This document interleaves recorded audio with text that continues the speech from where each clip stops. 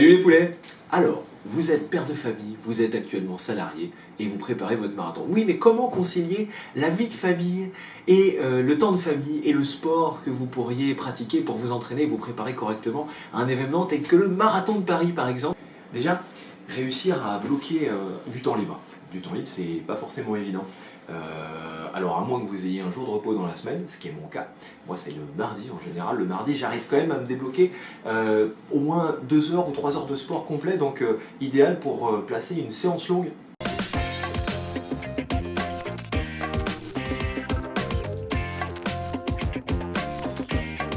C'est aussi l'occasion pendant ces petites séances de venir tester le matériel et surtout aussi de s'habituer à l'alimentation. L'alimentation, c'est quand même vachement important. Donc si comme moi, le week-end, madame vous demande quand même de passer un petit peu plus de temps avec la famille, eh ben, comment préparer ça? Deux solutions. Soit partir courir le soir, soit partir courir le matin. Et ce qui est important aussi, au fur et à mesure où le temps passe, c'est d'essayer d'instaurer un rythme assez régulier. Que vous soyez plutôt de l'ordre de 2 fois par semaine, 3 fois par semaine, 4 fois par semaine, 5 fois par semaine. Après, il faut essayer de se tenir à ce rythme-là en essayant de caler des séances longues sur ces mois-là.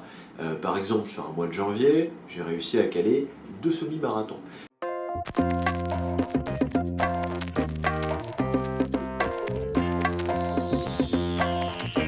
Sur un mois de février, j'ai réussi à caler à nouveau 2 semi-marathons.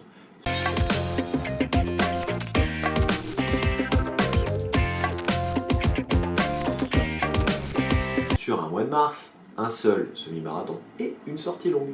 Et là, ça commence à être intéressant et surtout à être payant. Et c'est comme ça que vous allez progresser.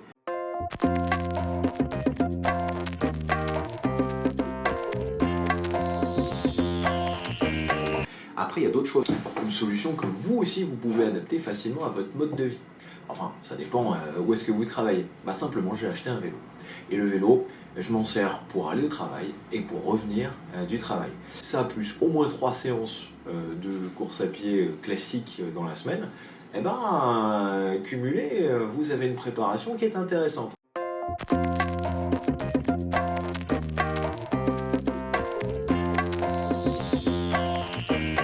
Réussir à caler quelques courses aussi. Si votre préparation elle est de l'ordre de 3 mois, bah, juste avant un marathon, vous avez guère qu'un semi-marathon possible à caler en compétition réelle. Et bah, si vous avez une préparation qui prend un petit peu plus de temps, ça vous permettra de vous mettre dans de bonnes conditions et de commencer à faire des courses. Moi, j'affectionne particulièrement les courses d'obstacles. Pour se remettre en forme donc après l'été, rien de mieux qu'une course d'obstacles.